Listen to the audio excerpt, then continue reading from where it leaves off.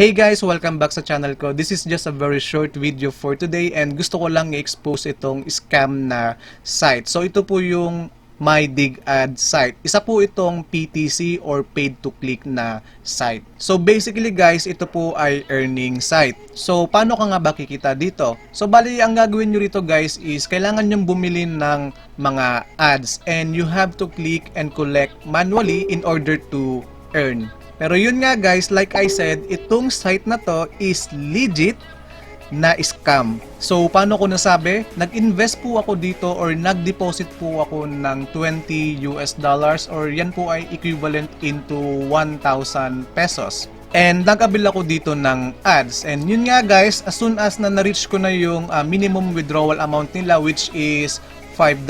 Nag-try po akong mag-request ng withdrawal dito and unfortunately, they never sent my earnings to my account.